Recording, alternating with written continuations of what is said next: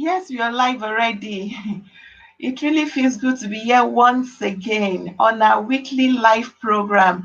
And I have the honor to welcome all my people from different parts of the world. And I trust you are all good, you are well, and you have not stopped keeping safe. It's the clinic again with Oluwatosin Oladimeji Ladipo, and you are welcome once again. And I have the privilege to have two guests, two fantastic guests like always in our midst this evening. And the topic we'll be discussing is resilience, the importance of resilience to life. That is what we'll be discussing this evening. And of course, I said one topic, the importance of resilience to life, one topic, but two facilitators, two facilitators and two segments. That is what we'll be doing today. But the first segment we'll be having in person of, her name is Pastor Jaye Evans, and she's the senior pastor of Full Restoration.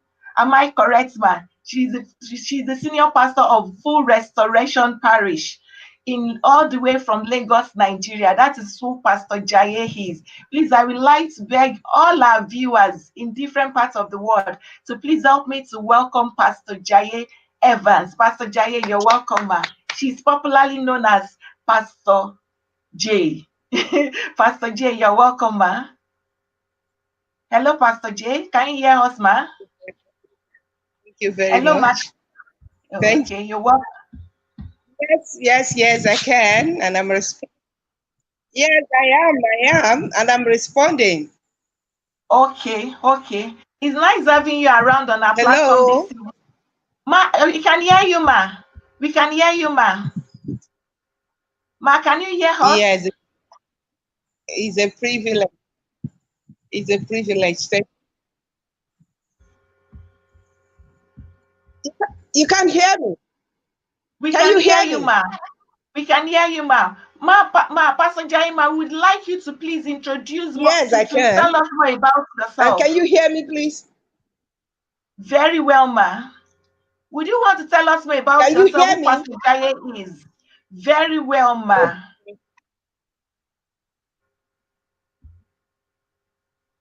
Okay, thank you very much. It's my pleasure.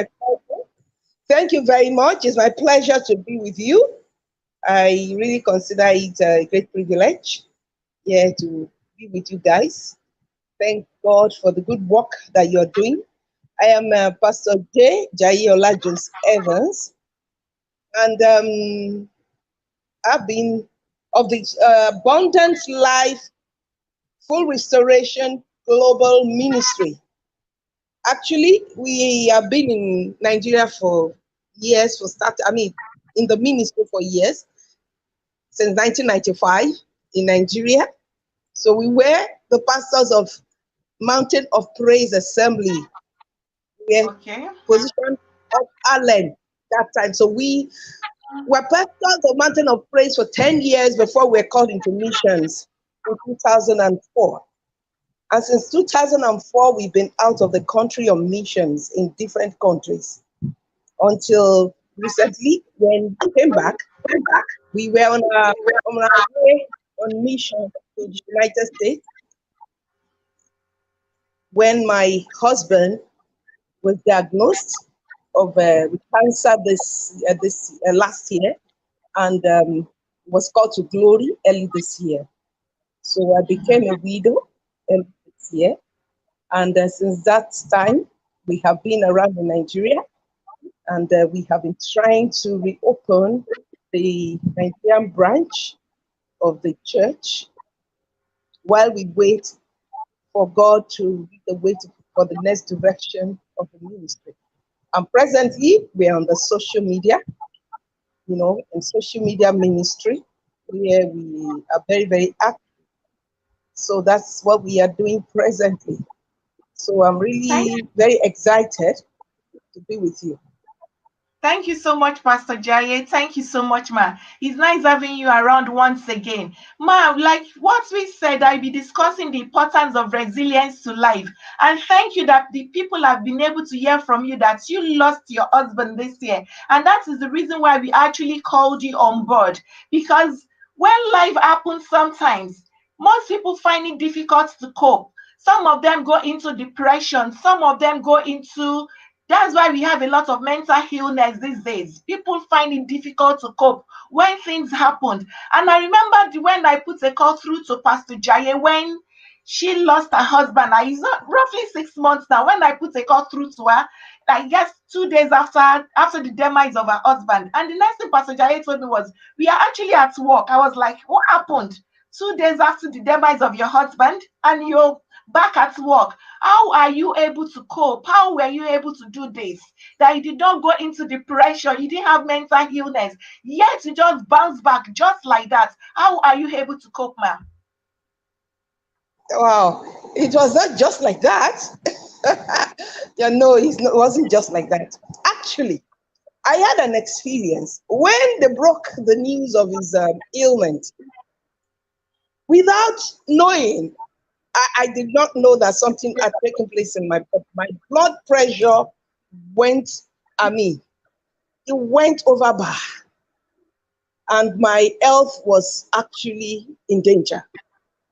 Hmm. So, through the help of God, I came out of that state.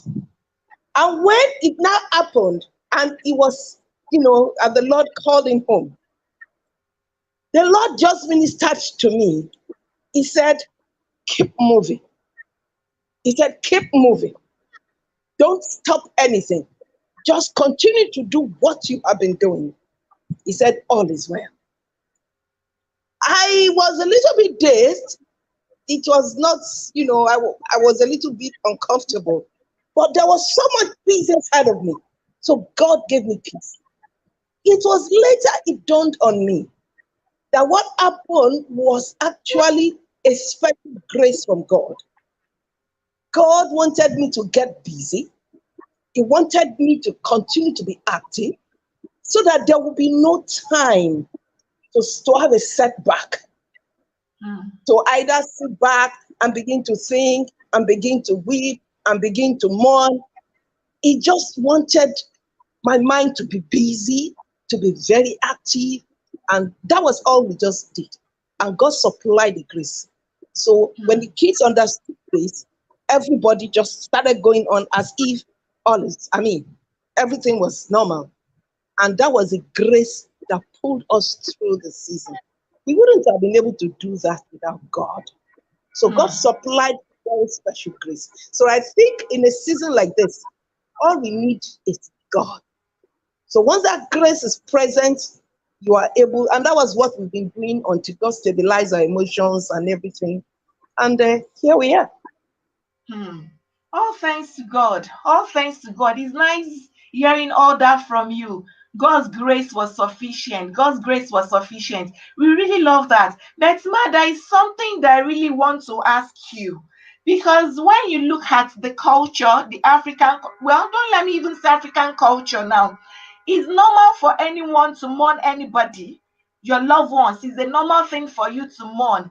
But so how can you now marry mourning your loved ones, the culture, spirituality, because you said God helps you? Like I remember somebody lost his wife recently, and the people were like, "Oh, what happened? How come this person is not money? How come this person is not money his wife? What happened?" So we really want to ask you, how can you relate culture, spirituality, the importance of resilience? How can you relate everything together, ma? Because you said, if not because God gave you grace, I remember the one I was even speaking to you, that if not because God gave you grace, remember that your children definitely still need you. So if you had given up, how will you be able to stand up for your children? And that is one importance of resilience. So if you had given up, there is no way your children will still, still have a mother to date. So the importance of resilience, culture, spirituality, how can you relate everything together, man? Okay. Now, to lose somebody is a natural, the feeling is natural. To feel that you've lost something, to mourn and everything is natural. So where the balance comes is what we want to be talking about now. Number one, as a child of God, as a child of God, whether you have given your life to Christ, every one of us, we are all created by God, so we belong to God. Okay. So to have that understanding that the departed soul has gone to rest, gone to a place of rest, that gives you an assurance that it is not, you don't mourn like somebody who have actually lost something forever. That is just a matter of time. There will be a meeting again. Hmm. And now, relating this, that is the spiritual, the spiritual part of it. Now, relating it with, resilience, it's like I was telling you the other time, you know, when the Holy Spirit was ministering to me, these are all the things that He told me.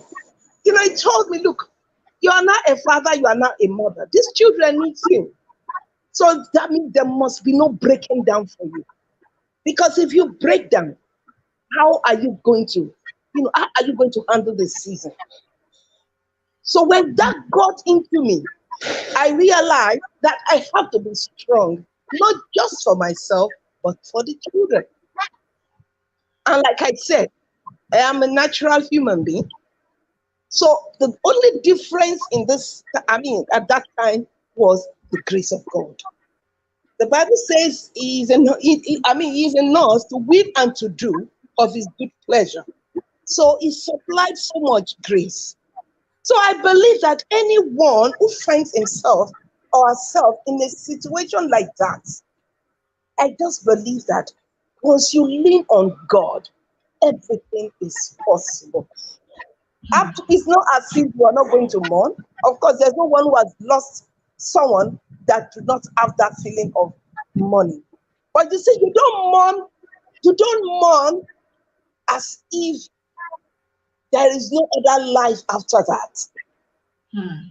No, because when the Holy Spirit was ministering to me, He told me, if you break, you will not even be able to raise spiritual standard when you need to do so. So you Hmm. need your body to be able to pull through. So I just realized that there is no way out. We just have to be strong. And he gave me the strength, and he gave me the logic. He said, keep moving, be active. Don't sit back to think of anything. Don't discuss the matter. Hmm. After the first 2 weeks, the people come, they mourn, they try to mourn with us and everything. We drop every discourse. Anything that will bring a remembrance of that season, we dropped it. And we just kept on. And one of the ways I know that we could quickly get off it is everybody keep on doing what you're doing, continue, and when people come, we try not to dwell on the conversation for long. And that was it. In no time, God gave us victory and we kept on moving. Hmm. So Thank you. I believe Thank that you. at the end of the day, it is God. At the end of the day, it is determination.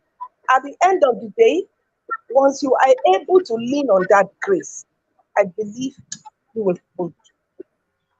So if you Hmm. know there's a reason to continue to live, there's a reason to continue the legacy that has been left behind.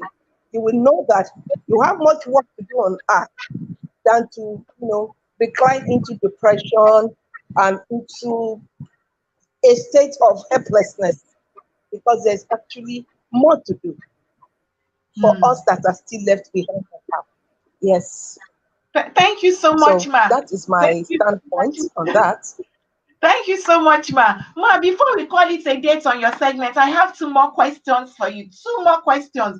This one question, I guess I just asked the question a bit. Probably you skipped it. And the question is relating resilience to culture. Because I remember I spoke with you 2 days after the loss of your husband. Ordinarily, people would have said, "Oh, what's wrong with her? She cannot stay at home to mourn her husband." And that is what most people are actually going through. I remembered I got married. Okay, not even my marriage stuff now. I remembered when my own younger brother died. I went to church like the following day or 2 days. I went to church and people were asking me, Tosi, what are you doing in church? Your brother just died. What are you doing in church? Can't you stay at home? So if that is the culture, you staying back. But I was feeling that staying back at home won't help me in any way. It will make me to feel, and I even remembered very vividly well. 99% of people that were calling me, they were calling me to tell me that, Tosin, please cry now. Please cry because you know you don't cry. So that is people's culture. So if and you have the Holy Spirit is telling you to move ahead, go forward, do this, do that. And the word is telling you this is the way it should be done. Because if people are looking at the word, that is what is making them to go into depression, mental illness, and all sorts. So how can you relate that to conquer all these vices, culture, and all sorts, so that people can move on with life and bounce back? What can you say to that, man? Thank you, ma'am. What will culture do for you when you Thank you. break down? What will Exactly. people do? What will people do for you when you break down? I love They will that. only mourn you. They will only mourn you afterwards. That's all. Let me tell you, when I had the first crisis, when they broke the news that he was diagnosed of cancer, Hmm. and they broke the news. Without knowing, I did not know that my blood pressure had gone beyond the bar. Hmm. Over 200. That was the Hmm. crisis state. God pulled me through. God pulled me through. But something dangerous could have happened. I could have died. I could Hmm. have gone into, I could have had stroke. I could have, a lot could have happened. But God did not permit it. If it had happened, what would have happened? They would have mourned me too. But God did Hmm. not permit that. Hmm. So So if in the culture essence, says, sit back, mourn, and all of this, and you go in there, you go into depression, what will they do for you? hmm. So you think it is about you. It's not about the culture. Hmm. It's So not about the old. culture, because at the end of the day, the culture will not help you. At the end of the day, the people who will criticize you, the people who will say all manner of things about you, they will not help you. They will do nothing for you. I am telling you, when you break down, you go into depression, you are going to feel the pain by yourself. When you have any crisis, they will only sympathize with you. The best they can do is to empathize with you. I am telling you, they are not Hmm. going to help you. So the best way is to know how to handle every crisis with wisdom.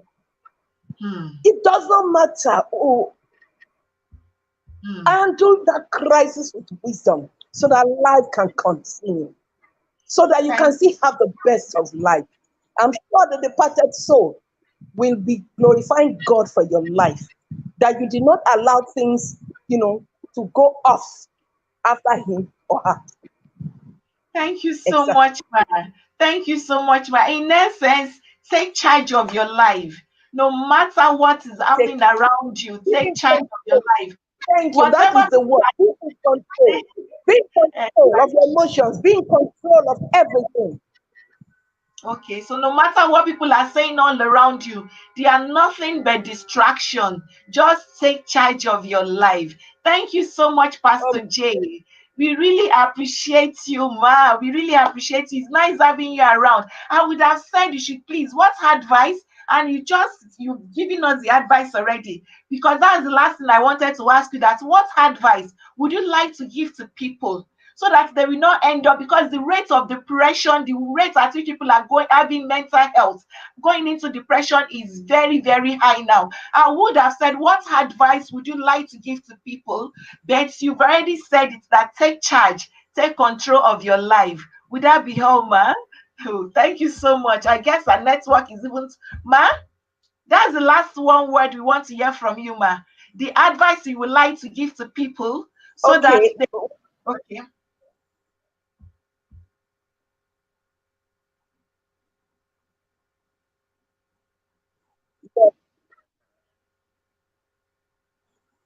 Yes, I just wanted to add that, like I have said, be in control.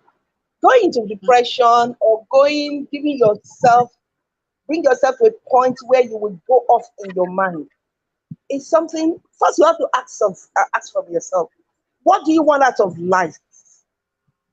What do you want out of life? Do you just want to come and just be knocked off like that? So no matter what comes your way, make sure that you're in control. It's permitted to mourn, but be in control. Don't let the situation take over, take charge. You be in charge. Nowhere to draw the line, nowhere to let go. Because what you cannot change, you have to let it go. Leave it for God. What has happened has happened. You can't undo it. As long as you cannot undo it, let God take charge. Let God have the control. If you allow the situation or the crisis to control you, you will only be increasing. You'll be increasing the danger, and you give strength, more strength to the crisis. And you find out that you have developed a new crisis, which you may not be able to manage. And that is the point that the people who go into depression, they go into. And please, please, and please, never give heed to what people say. Don't give heed to what people give you the criticism, what they say about people who always talk. Whether you do right or do wrong, there are people who have the calling of, criticizing, judging. That is their calling, and you can't stop them from fulfilling their calling. But you that you have you have a destiny, and you have a destination. Keep going, keep moving. Don't surrender. And I know that the grace of God will pull you throughout every situation that comes your way in life, because some of these situations are part of life. We just need to know how to manage them so that we can always stay on top. Robert H. Tuller, he said, tough times never last, but tough people do. Thank you So so when much. you understand that situations, whatever the state, they are whatever the state, they are part of life. You know that you can manage it. All you have to do is you can control it. You can manage it. It's just like the different climates that we have on Earth. You have the heat, you have the cold, you have the spring, you have the different climates. All we do, we can't stop the climate, but we can manage the climate. We can, Exactly. we can prepare for the climate. You can manage the climate. And you see people moving from winter into summer, into different climates, and some have to change their wardrobes to move into a new climate. That is life. Manage it. Manage it. And you will see that you will always come through any tough time, any Wow. challenge, any Thank you storm. You so will much, always pull. ma. Very loaded. Very, very, very loaded. I'm seeing that from another angle today. We have different climates. We should learn to manage it. I cannot say because winter is coming now, then I will not be able to. If I don't want to manage it, automatically, it's either I leave the country where I am or I should do something about it for me to move on and be But comfortable. Thank you so much, ma. That's loaded and that is wisdom. Thank you so much, ma. It's nice having you around. And I want to thank appreciate all our viewers today. Thank you so much. Please help me to say thank you to Pastor Jaye. Don't go away, just stay tuned. This is where we'll be calling it a date on this segment, on our first segment with Pastor Jaye Jones Evans. It's nice having you around today. You've really spoken to our hearts. And we say, God, in return, will bless you in abundance. Thank you so much, ma. Thank you. you. My And God pleasure. bless. Thank you so much, ma. Thank you, ma. And Amen. Amen. Thank you. And okay, ma. bless you for what you're doing. All right, ma. Thank you, Amen. ma. Thank you Thank. very much. All right, ma. Bye. Pleasure. Thank you. Thank you, ma. Oh, it was really good having Pastor Jaye on our live program this evening. Sometimes it's good to hear from both sides. We've heard from the female aspect of it, what resilience is, the importance of resilience to life. That when lives happen, sometimes, of course, it's even compulsory for life to happen if you still want to live. But take charge of your life, take control of your life, and learn to manage the climate, like she rightly said. It's nice having her around, and that is where we've been able to call it a date on our segment. Now we'll be back to the next segment, our second segment, where we'll be having another fantastic guest. All our guests are always fantastic. Please stay tuned while I bring in our next guest. I know you all know him. He's a man that everybody knows. You know him very well. Please welcome with me our viewers, our second guest, in person of Pastor Itwa Igodalo. Please hold on, our viewers. We are trying to bring in Pastor Itwa now. Daddy. Oh, Daddy is here. Somebody just called Daddy, and Daddy is here. Yeah, that's my son. Oh, I just heard his voice. Good evening, Daddy. Yeah, You know, he's that my son. Pastor Itwa has so many children, and I'm one Huh? of them. She's there. Daddy, you can pass. She can come here. Eh? Daddy, you can pass my house. Zenan, go and sit down. You can pass my house. He hasn't seen me all day.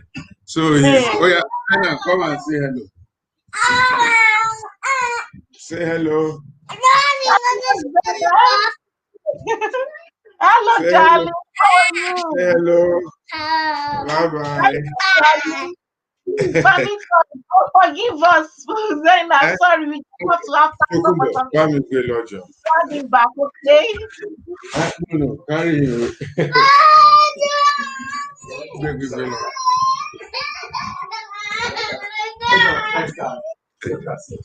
All right, I'm with you. Thank you very much for inviting me to this program. I'm truly privileged and everything.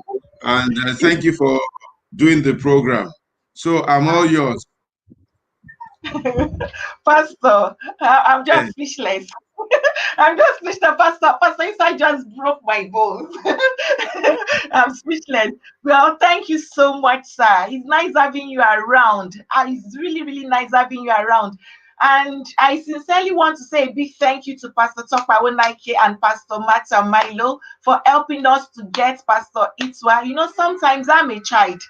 And when you want to get, when you want something from your grandfather, like I want to do something at home and I want something from my grandparents, what I do normally is to send my parents, my normal parents, to my grandparents to get something from them. And that is what I was able to do. I was able to send my both parents, Pastor Tokwe Awenake and Pastor Mata Milo, to help me to get something from my grandfather, who is Pastor Itwa Igodalo. We all both have the same DNA. Their papa family DNA in us, and it's nice having him around this evening. Thank you so much, sir. And like you all know, sorry, my viewers, we are so sorry for the break in transmission. Anyway, Pastor, we are so sorry for the break in transmission. And Pastor Itwa, we all know him. That is the senior pastor of Trinity House, all the way from Lagos, Nigeria. He is the senior pastor of the Trinity House. And I would like all of us, wherever you are, to please welcome this evening Pastor Itwa Igodalo.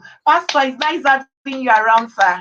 It's nice having you around. And would you like to tell us more about yourself, sir? Okay, my name is Itwa Igodalo, and I'm a chartered accountant by training and profession. But one day I woke up and I found myself a pastor. And that's what I've been doing since. But I still do business. I still do business here and there. And I still do a bit of work here and there for the government. Well, basically, that's what I am: a chartered accountant, a consultant, and a pastor. Hmm. It's nice having you around, sir. Sir, we really, aside Thank you for telling us who you are. And we said, like we rightly said, and we told our viewers that the topic we are treating this evening is the importance of resilience to life. That is what we are treating. And something happened recently. We all know because it's all over in the news. When Pastor Itwa lost his beloved wife, Pastor Ibidunni Igodalo, when he lost his beloved wife. And now he was able to bounce back, and his every people were like, oh, Pastor Iswa just lost his wife and he's somewhere else, ministering at somebody's funeral. How is he able to do that? And we all know what resilience is bouncing back, the ability to bounce back. So how were you able to do that? We just want to know. Well, I don't know what I did or how I did it. All I knew was that I had some things to do, and I had to do it, and I felt it was the proper thing to do. A few things motivate me in life. First of all, my relationship with God. Number two, hearing God clearly. And then number three, making sure that I have the right reaction to the particular situation. So this young man had died on Friday. I had visited the mother that Friday, and she had asked me to please minister at the son's funeral on Sunday. So in fact, I gave them that time of 1 o'clock, or was it 2 o'clock? I can't remember. It was such a long day. So I gave them that time because they wanted to do that funeral at about 11. And I told them that 11 o'clock on a Sunday might not be appropriate because people will be finishing service, blah, blah, blah. So I told them 1 o'clock or 2 o'clock. And I think they settled for 1. And I said, that's fine. I spoke to my wife at 9 o'clock on Saturday, and I got a phone call around 2 a.m. that she was not breathing anymore. Okay. And of course, that was the end of sleep for me. And then from then, I just began to have conversations with God that now what do I do? I mean, what do I do? This is where I am. And I knew that they were correct because they couldn't be joking about things like that. So do I go to Port Harcourt where she was and go and pick her up? Or do I tell them to bring her to me in Lagos? What do I do? This is 2 a.m. So me and God began to have a very nice conversation. And we began to chat, and it first of all told me to calm down. What has happened, and that I should just make sure that I am strong.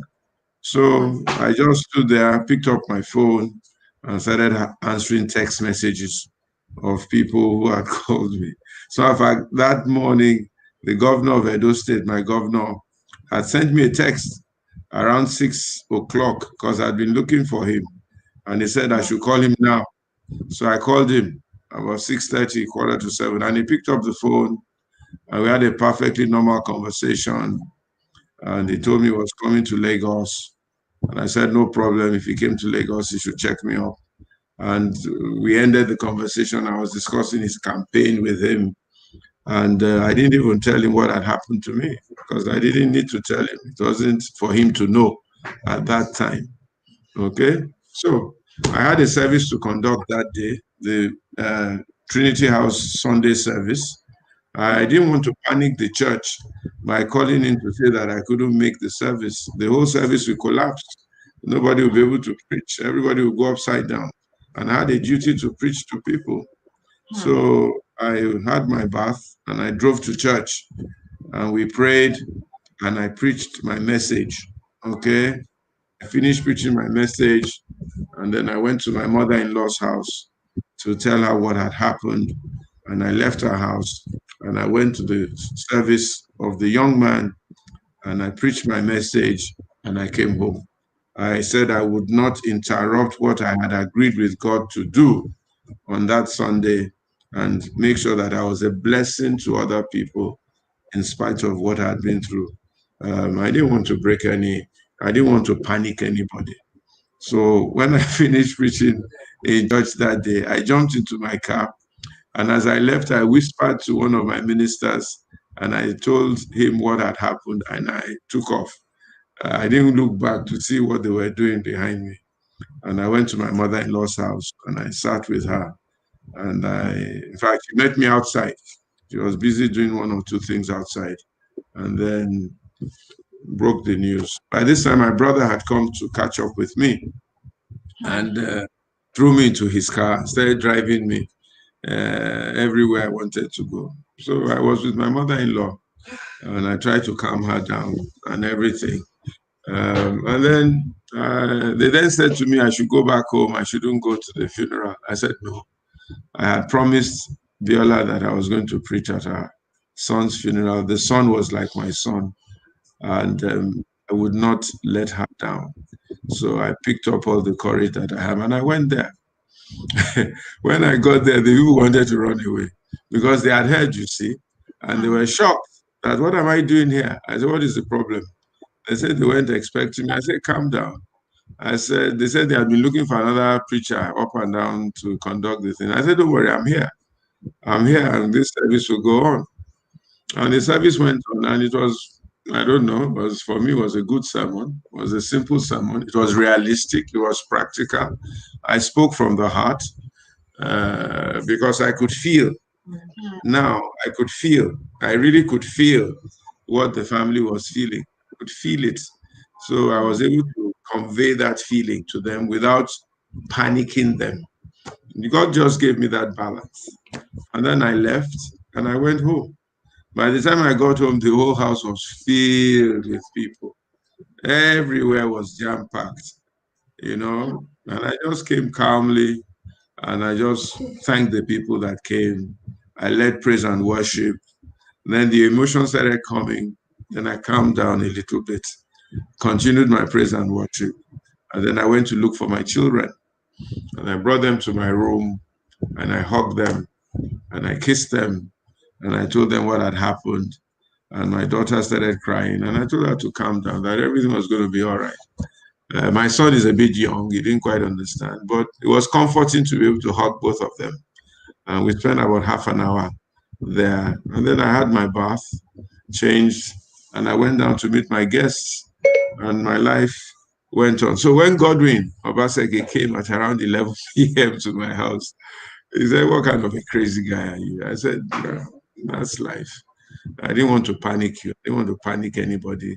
I wanted to make sure that everything was steady and okay. And that's the summary of that day. It was God that spoke to me and gave me precise instructions of what to do. And I obeyed him. It's very, very simple. Over the time, me and my wife will be having conversations. We talk almost every day. She surrounds me. She speaks to me. I speak to her. We have a good conversation.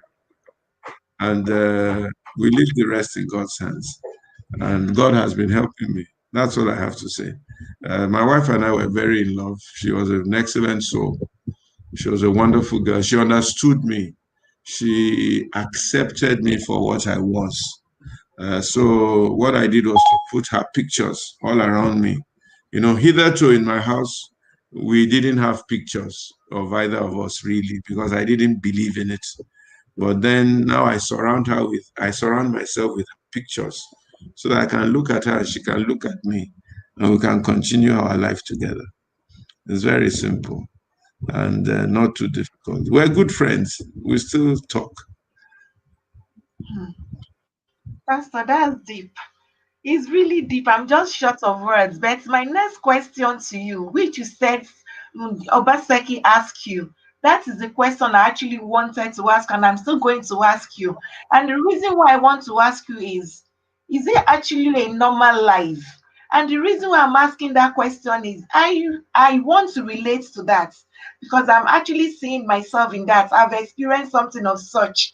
But the way it happened to me was when my younger brother died 2 years ago. He died on a Friday and I still went to church. People were asking me, Tosin, what are you doing? What are you doing in church? Why must you come to church? Can't you stay at home? I was like, what is that? I just have to move on with life. What's the essence of me staying back at home? Nothing. I don't see myself doing anything at home. And the second thing, and aside that, I remembered before I got married, something happened to me. I was in a relationship with someone because what we are discussing about resilience, I wanted to cut across different facets of life, relationship, different facets of life. I was in a relationship with someone. I got married at the age of 38. But before then, something happened. I was in a relationship with someone.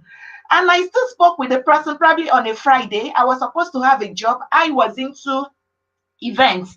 I was supposed to have a job on Saturday. I spoke with the person on Friday.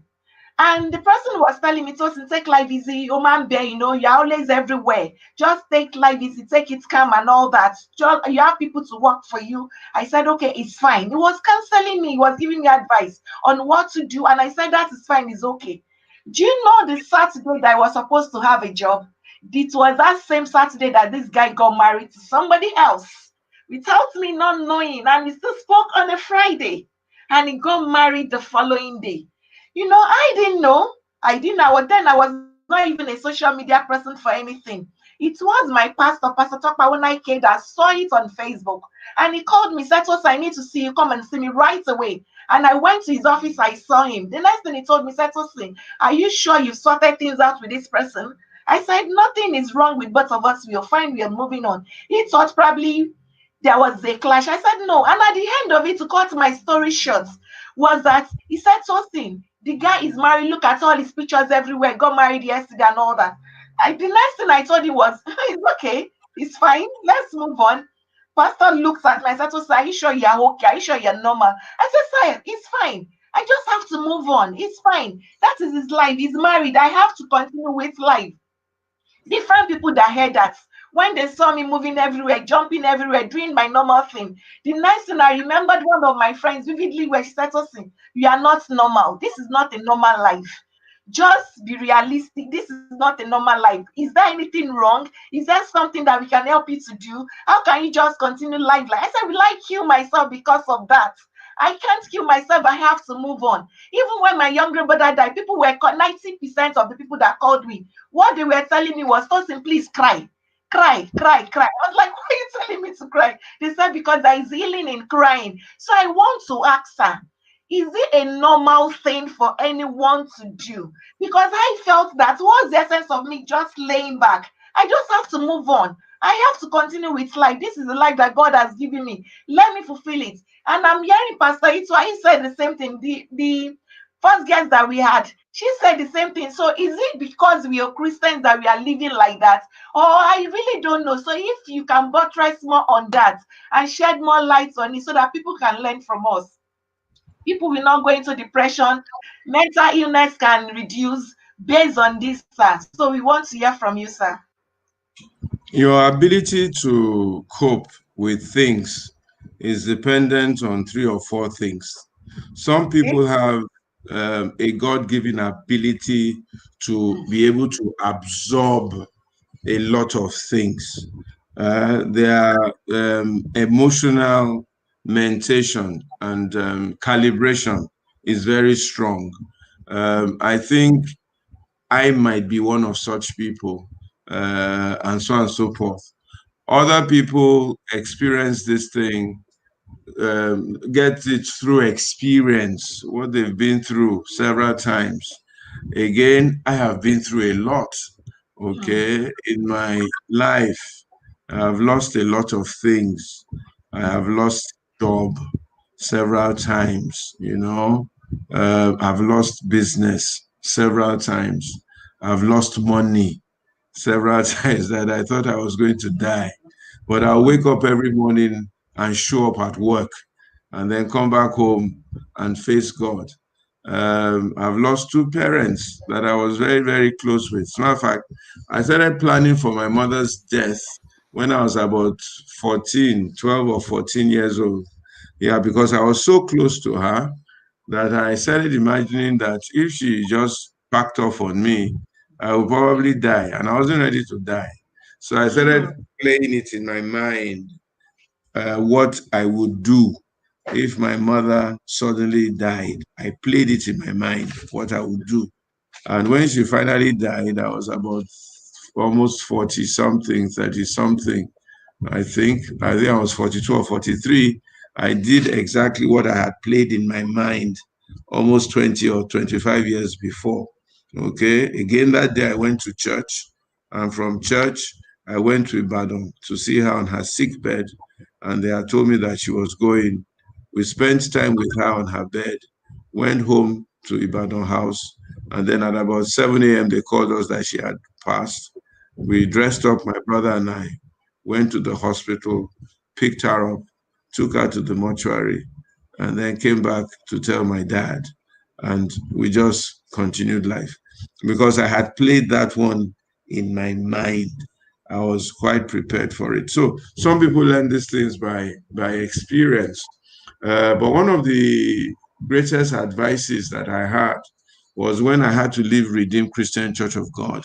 Now, that was very traumatic for me because I had put my whole life into Redeem, and I'm being very candid on this platform. My whole life, for most of the time I was pastor there, I was not married. So the church, Christ Church, was my wife. Christ Church was my daughter. Christ Church was my son. Christ Church was the pregnancy in my wife's womb. Christ Church was my little toddler. Christ Church was my friend. So everything that I had, all my being, was in Christ Church. I nurtured the church like a little baby. But when I go to Christ Church, I laugh and I look at the bricks on the wall and the bricks on the floor, and I say, I know their names, every single one of them, because I named them. I was there. I planted every light bulb, every air conditioner, every toilet faucet. They came from my brain. I created them through the help of God. So I know them. I know the reason why each one of them is there and how they got there and why I put them there. The chairs, the lights, the bricks, the walls, every single brickwork on that church, the piping for the air conditioners, everything was in this brain and it came out of this brain. I gave birth to it. So when I had to leave Christ Church and people asking me how I was, I said, I am fine. They said, how are you fine? I said, well, I can only be fine. They said, but tell us, how are you feeling? I said, well, if you lose your wife and they come and greet you, you know you've lost a wife. You say, well, I lost my wife. If you lost your young son, you say, well, I lost my son. If your wife miscarried, you say your wife miscarried. If your teenage daughter died, you say your teenage daughter died. Say, but what do you do when all of them die on the same day? I said, there's nothing you can do. Your present, your past, and your future. Because I had tied my future to that church. All the plans I had in my brain centered around Christ Church. The house I would build, the cars I would buy, the business decisions I took, everything centered around me being able to continue to pastor Christ Church. Even the plans that I had for the General Overseer of the Redeemed Christian Church of God, the future I had seen for him and myself working together was all tied to that dream. I just finished the plans of the second phase of the building that will have a helipad on top, that will start to serve international missions to support the General Overseer and make him a world statesman. That was my plan for him. To make him a world statesman bigger than Mandela. Everything was tied to that. And then everything disappeared in my face. Well, I had to go home and just calm down. By this time, I was married to Bidoni, and she was a very, very soothing factor in my life. I didn't break down. I was just calm. It was like this peace that passeth waters. But one thing somebody said to me, and I'm sure he won't mind if I mention his name. His name is Fola Adiola. You know, that time it was as though somebody really died. Everybody in Nigeria came to my house. Everybody came to visit me as though I had lost somebody. Okay? Aliko, okay, everybody, Muslim, Christian, Methodist, Cherubim, Seraphim, everybody came to my house, phoned me. Pastor Tunde Bakari was transiting between countries. He called me from the airport, and I can never forget what he told me, but I won't repeat it on this platform. But Fola Adiola came to my office, sat in front of me for 1.5 hours. Fola is a Muslim, but he and I are good friends. But he understood what I was going through. And he said something very profound, and I preach about it. I've never forgotten it. He said, Itwa, in life, you cannot do anything about what life throws at you. You cannot do anything about what life throws at you, how people treat you, how life attacks you. Says you cannot do anything about it. You can wake up tomorrow morning and the sun will not shine. There's nothing you can do about it. You can wake up the next day and your driver doesn't show up. There's nothing you can do about it. You can wake up the day after and your best friend or your wife is dead. There's nothing you can do about it. It says, but you can do something about how you react to what life does to you. It says, eat well, react properly. I will never forget. So from that day till today, I do my best to react properly. So to react properly. And that's the way it's been, you know. And one question I asked myself, even today, I still ask my PA when he was arguing with one of my ministers. I said, Zolu, you can't be arguing with my minister. You can't. You can't. He said, she did this, she did that. I said, okay, I have one question for you. What will Jesus do? Any situation that I'm in, I ask myself that question. What will Jesus do? If I can get the answer of what Jesus will do, that's what I do. So if Jesus lost his wife on a Sunday morning, what will he do? He will get up and go to the house of God like David did. He will praise his God. He will thank his God. He will preach his message. He will announce to those who need to know that this has happened. And he will continue with his life. And he will comfort those who have come to comfort him. And then let everybody know that God is still in control. And God never, ever fails. What also inspires me is that what will Ibidunni want me to do? You know, in planning for that funeral and in all the things that I did, I had only two questions. What will God want? And what will Ibidunni want? In choosing her casket, what will Ibidunni want? The dress she wore, what will Ibidunni want? The, what you may call, the vault, what will Ibidunni want? The flowers around the house, what will Ibidunni want? I just did everything to make her happy and to let her know that I still loved her. And God helped me and made it possible so that she will be happy and know that I really, really do care. And I really want her to be happy. It's a pity, it's a shame that she's left a bit early, but God knows best. What can we talk? What can we ask God? You know, I preached to them in the church this morning. I said, you know what? There's nothing to question God about. There's nothing. You can't question God about anything. That those of us who are still alive, it's a privilege. And we should understand that.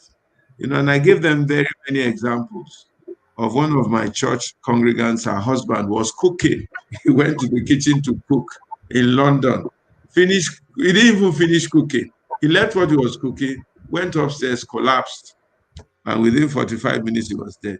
This is a man who woke up himself, bathed himself, brushed his teeth, spoke to his wife, played with his grandchild, was cooking what his grandchild would eat, left what he was, said he was feeling a bit tired, went upstairs to his room to lie down, and he collapsed. And by the time they packed him into the ambulance, before they got to the hospital, he was dead. So what do we want to say about that? He drove himself the day before all over London. But the next day, he was in the mortuary. So anybody that's living and breathing is doing so only by the grace of God. And you must just accept it and live each day in that grace and plan each day for when you will not be around anymore. And that's my biggest headache now, how to really totally plan my life for when I will no longer be around. It may be today, maybe tomorrow. But you have to have that plan, okay? So much so that if you want to buy a pen, you ask yourself, if tomorrow I'm not around, what will happen to this pen? You want to buy a pair of trousers. You ask yourself, if I'm not around tomorrow, what will happen to this trouser? You want to build a house. You ask yourself, this house that I'm building, when I'm not around, what will happen to it? So as you build the house, you plan for when you are not around so that that house will not become a burden to those who didn't know why you built it. A lot of people have wasted time money, effort, life, moments, doing things that are not valuable and that are not really important. If you read the last accounts of the life of a guy called Steve Jobs, a billionaire, he died with $6 billion in his bank account. Okay? And towards the end of his life, he says that money cannot buy death. He says money cannot buy sickness. He says there's nobody that I can pay to carry this sickness for me. He says money can buy you a car, but you cannot convince the driver to drive it. He says money can buy you a house, cannot give you a home. He says he wish he had spent more time on the finer things of life. So they asked him, what are the finer things of life? He says things like spending time with his children, things like calling loved ones, things like being there for other people, things like taking life easy and just living a simple, normal life. Because we're just simple, normal people. And we should have that in our minds all the time. We're just in transit. Every one of us, we're just in transit. It's just a question of time. Everybody's in transit. So you should plan like somebody who is in transit. You should plan like somebody who's living in a hotel, not somebody who has come to stay. And then that will make you take what I call the appropriate decisions for life. Take the appropriate decisions for life if you know that you are here just in transit. Thank you. Am I free? Pastor, God bless you, sir. God really bless you. He has said so many things. Life is bound to happen. We should learn to react properly. And after reacting properly, we should take proper decisions about life. Just don't live life just for the sake of living it. Plan things rightly. Plan things rightly. Pastor, I sincerely don't know what to ask you again. I don't know. You've really dealt so much into several aspects of life. But now, on a final note, what candid advice would you like to give to people? Because the rate at which people are going into depression, the rate at which you are hearing of mental illness is now on the high scale. So, what advice would you like to give to people in general, sir? I think life, one of the things I like about COVID, to be honest, apart from the people that passed, is that it slowed everybody down. Life was too frenetic. We're jumping everywhere, function to function, dress to dress, party to party, pressure to pressure. Banana Island, I must leave. Parkview, I must build my house. This and that. Travel first class, travel business class. My wedding must be bigger than Taiwo's wedding, and so on and so forth. My funeral must be bigger than Benga's funeral and everything. The pressure is too much, and it's too much based on material things. Somebody said we brought nothing to this world, and it is certain that we will take nothing out. So we brought nothing to this world. We will take nothing out. He said, isn't it sad that we spend all our lives chasing what we did not bring and what we will definitely leave behind? It's all in our minds. And we put our minds under too much pressure, unnecessary pressure for things that don't have value. So my advice to people is, number one, discover God and let your children discover God and understand God and who God is. Number two, discover the purpose for your life. Discover the purpose for your life, why God created you and what He wants you to achieve. Number three, find out the simple things you need to do to fulfill or achieve that purpose. Okay? I have a driver called Harry. I think one of his purposes in life is to drive me safely. And Harry is very happy, very content driving me. And in return, I try to make him as happy and as satisfied as possible, to the extent that I have been able to finance a building of his house for him in his village, where he's king and is happy. I gave him a car. In fact, this is the third car I'm giving him to drive. But he drives me, he's happy to drive me. He's been driving me for almost 27 years. Okay? And he's content. Godliness with contentment is what? Great gain. You know, Femi Otedola said something very profound recently. He said, they asked him what makes him happy, what has he been happy before, what are the things that made him happy. Very, very profound what he said. He says 4 things he was chasing for happiness. He says number 1, he chased money, getting rich. And I know Femi chased money because his elder brother brought him to me as a young guy and told me that my brother wants to make money, wants to do business, I should teach him. I started doing business then. I think he was fresh out of school. I can never forget that day.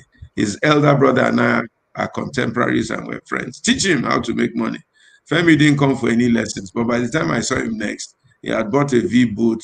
I think he was dating his wife then, and he was beginning to make money. So I left him. Okay. So he says he chased money, chased money, chased money. He made the money, but found out that he really wasn't happy. He says, well, he then thought the acquisition of material things, houses, cars, this and that. He acquired them, no doubt, but he still wasn't happy. He then thought, big projects, big projects, big projects. So he became the biggest diesel distributor in Nigeria, maybe Africa. 95% of Nigeria's diesel distributors had big vessels and ships. He says he still wasn't happy. Says then one day, a friend of his said to him, he should come and buy wheelchair for 200 disabled children. He said, no problem. He bought the wheelchair. The friend says, come and follow me to deliver the wheelchairs yourself. He says, no problem. He went with the friend and delivered the wheelchairs. He says, when he saw the joy, the happiness, the fulfillment on the faces of the children, he says it gave him tremendous joy. Then he then understood what happiness was. Happiness is not about what you have, it's about what you give. He says, but as he was about to go, one of the children held him by the leg and was looking up into his face. So he was a bit trying to move his leg away without being whatever. He says, but the boy kept on holding on to his leg and looking into his face. So he looked down and said, is there anything else I can do for you? And the boy looked at him and said, I am looking at your face so that when I see you in heaven, I'll be able to thank you. He says that statement, I'll be able to recognize you. Yeah, you read it also. Says that statement was just the tip, it just blew his mind. So happiness is not about what you have. Happiness is about the impact that you can make, the lives that you can bless, the people whose lives you have touched. And I told them in church today, in Israel, every 7 years, if anybody owes you money, you forgive them. If everybody has done something wrong to you, you forgive them. Every 7th year, you lay them. And then the Bible says, you must not hold back from helping the people who need your help. If you're in a position to help them, except unless if you don't want it to be a sin against you. So a lot of us who hold all that we have. I see friends. I say, come and help me pay school fees for somebody. They say they don't have. Come and help me do something for somebody sick in hospital. They say they don't have. Come and help me do. They say they don't have. Then 2 weeks later or 2 months later, they invite me to their wedding or to their wedding anniversary or to something, and they are spending money on champagne, changing clothes 4 times, and I'm looking at them and I'm shaking my head. This bottle of champagne can educate somebody. This clothes you are wearing can turn somebody's life around. This shoe that you bought, 500 of them, can help some people through school. This watch that you are wearing can transform somebody's life. Okay, there was a time I wanted to buy a watch in Selfridges, it's 30,000 pounds. I put a deposit on it. I really wanted that watch. I coveted it. I started screaming for the money, scrambling for the money. You know, the money never came. Then one day I was broke. I went to Selfridges. I said, "Give me my money back. Keep your watch. I have not won that watch. I have not died. Life has continued. I have many watches I'm wearing. I don't even know what to do with them. Yet I was coveting that watch to buy it, to own it. And that day, when I took my money back from Selfridges set me free. I don't need to wear that watch. I don't have to. You understand? When I want to buy a shoe, I say, how many school fees will it pay? When I want to buy a suit, I say, how many school fees will it pay? When I want to buy a new car, I really have to justify it, and so on and so forth. That is how life should be, because there are many people out there who need many things. You know, I was telling them in church, some of you oversave. You have too much savings. You can't even know what to do with it. Just have enough to live a nice life, a decent life, and have enough so that your children can start life. Anything extra is for other people. There are people in Lagos today, 20 houses in VI, 30 houses in Ikoyi, 500 houses there. Some people in London now, if I was Buhari, I will tell all of them to sell those houses and bring the money back. I'll give them land in Lagos. Overnight, our foreign exchange rate will change. Overnight, because there are people in Nigeria that fund the city of London. They have 10 houses, 2 houses, 5 houses, 6 houses all over London. One house in the country, one house in the city, one house for the children in this Nigeria. And they go to London only 2 or 3 times a year. What are you doing with all those things? What are you doing with them? They are just tying money down and just living in your mind that you have house in London. Sell it, buy a small flat. When you go there, stay in your small flat, and then bring the money back and change our exchange rate. And then Babuari should give you land in Abuja if you want, or whatever they want to, so that we don't keep wasting money and wasting scarce resources on things that don't benefit us. You know, there are people who have money in Switzerland. We don't know. Their family doesn't know in Nigeria. The people die and the wife can't feed. The wife can't feed. They have money all over the place. They won't let their wives know. They have money in the roof of their houses in this Lagos, in this Abuja, and they just and the money exists only in their mind. It doesn't do anything for them. So they need to change their thinking. This corruption, this greed, this lust for material things, people should change it, and life will be better for them. So that's my fourth or fifth thing I'm asking people. Live a simple life, live a decent life, no doubt, but make it simple.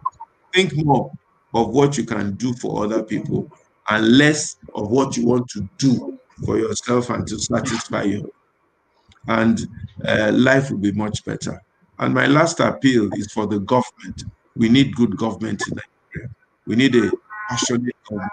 We need a compassionate government. We need a government that loves the people. We need a government that cares for the people, not a government where people go in there just to amass or should build hospitals for themselves. No, we don't want that anymore. We just want Nigeria to work and want to unleash the potential of this country, and God will help. Tosin, thank you very much for having me on the program. I thank you for listening patiently, and I thank the viewers for listening to me. If I have spoken too much, forgive me. If I have not spoken enough, ask God to tell you the rest. God bless you. Amen. Thank you so much, Pastor. It's a privilege having you, and I can't take this for granted. Thank you so much, sir. God bless you. You've really spoken to all our hearts because I can see what people have been typing. You've really spoken to everybody. We don't have much to say. It's just for us to go back and think more about the word of wisdom that you have given to each and every one of us today. And this is why I be calling it a date on our program for today. We say thank you so much, Pastor Ito. More of God in your life. That is the only prayer I can pray for you. More of God in every facet of your life. God bless you so much, sir. And to all our viewers, I say thank you for staying tuned. on this. Oh, okay. I won't be able to read everything, but I'm saying thank you to all of you this evening. God bless all of you. Thank you for coming online. We really appreciate everybody. Until we meet again next time, I remain my humble self and your loyal friend, Oluwatosola Dimeji Ladipo. Thank you and bye for now. Bye. God bless you. Bye bye. Thank you.